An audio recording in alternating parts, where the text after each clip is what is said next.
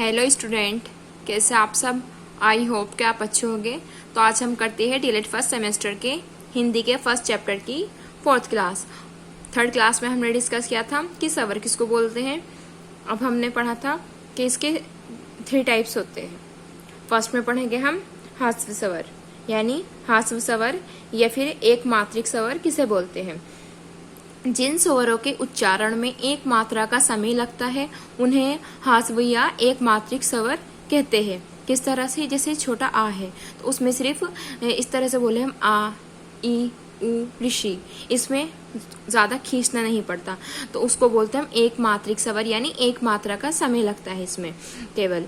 हास्य स्वर किसको बोलते आ, ई, उ, ऋषि, जिसमें सिर्फ एक मात्रा का समय लगता है यानी बहुत कम समय लगता है, उसको बोलते हैं हास्य स्वर। ये 2015 और 2016 में ये आया हुआ है। आइए देखते हैं नेक्स्ट, ये दीर्घ स्वर। दीर्घ स्वर किसको बोलते हैं। द्विमात्रिक स्वर, यानी जिसमें द्विमात्रा यानी 2 मात्राओं का समय लगता है उसको बोलते हैं द्विमात्रिक स्वर यानी दीर्घ स्वर। तो जिन स्वरों के उच्चारण में 2 मात्रा का समय लगता है उन्हें दीर्घ या द्विमात्रिक स्वर कहते हैं। वेरी मोस्ट टॉपिक है ये, और ये सिर्फ डीएलएड के लिए नहीं है या फिर डीएलएड के फर्स्ट सेमेस्टर के लिए नहीं है, चारों सेमेस्टर के लिए और टेट, सीटेट, सुपर टेट सभी के लिए ये वेरी मोस्ट टॉपिक है। तो दीर्घ स्वर या द्विमात्रिक स्वर, जिन स्वरों के उच्चारण में 2 मात्रा का समय लगता है उन्हें दीर्घ स्वर या द्विमात्रिक स्वर कहते हैं। जैसे आ, ई, उ, ए, इसमें प्लुप स्वर से थोड़ा कम समय लगता है और हास्य स्वर से थोड़ा ज्यादा, यानी इसमें 2 मात्राओं का समय लगता है तो इसको बोलते हैं द्विमात्रिक स्वर या दीर्घ स्वर।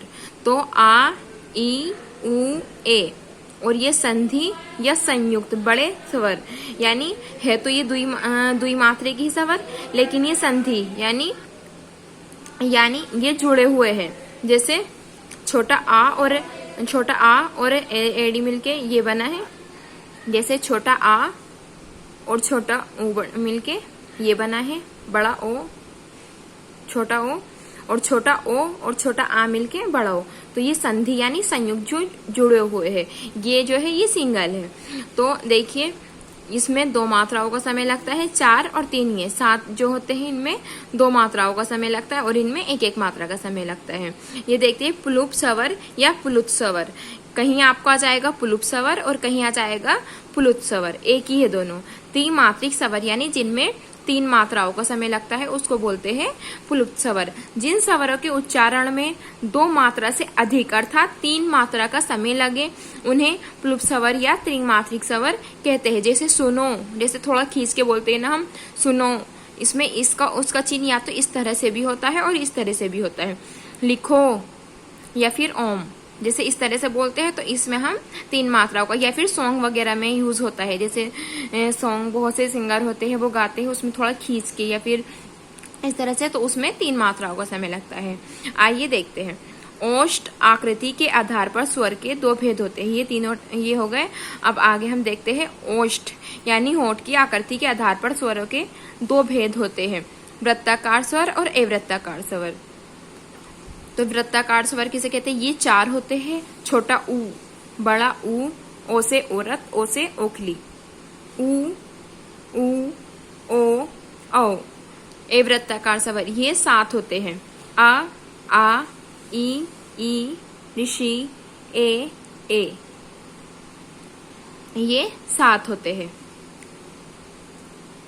जिह्वा के आधार पर स्वर के 3 भेद होते हैं, यानी जीव की आकृति के आधार पर स्वर के 3 भेद होते हैं। ये अग्र स्वर यानी जो आगे की साइड से बोले जाते हैं ये 5 होते हैं, ई, ऋषि, ए। मध्य स्वर ये 1 होते हैं, आ। पश्च स्वर यानी पीछे की जिह्वा के पीछे की साइड से, यानी जीभ के पीछे की साइड से जो बोले जाते हैं ये 5 होते हैं, आ, उ, औ। ये है मुखाकृति के आधार पर स्वर के 4 भेद होते हैं। कितने भेद। 4। संवृत स्वर, विवरण स्वर, अर्ध संवृत और अर्ध विवृत, ये 5 होते हैं, ई, ऋषि, ओ। विवृत स्वर ये 1 होता है, आ। अर्ध संवृत ये 3 होते हैं, आ, ए, ओ। अर्धसंविवर्त ये 2 होते हैं, ए ओ। तो ये आपके आकृति के मुख की आकृति के आधार पर है ये, कि मुख आकृति के आधार पर किस किस तरह के स्वर होते हैं, किस तरह से बोले जाते हैं। ये मुंह के आधार, ये जीभ के आकार के हो गए, और ये होठ की आकृति के यानी ओष्ठ की आकृति के आधार पर किस किस तरह से वर्ड को बोला जाता है। तो नेक्स्ट क्लास में हम डिस्कस करते हैं व्यंजन। व्यंजन किसको बोलते हैं। और क्लासेस देखने के लिए चैनल को सब्सक्राइब करें, लाइक कमेंट्स करें। जो भी बच्चे डीएलएड के फर्स्ट सेमेस्टर में हैं उनको ये क्लास शेयर करें, और जो समझ में ना आए वो कमेंट्स बॉक्स में आप लिख सकते हो। और 1 से 2 बार क्लास देखें और नोट्स बनाएं अपने हाथ से। Okay, thanks.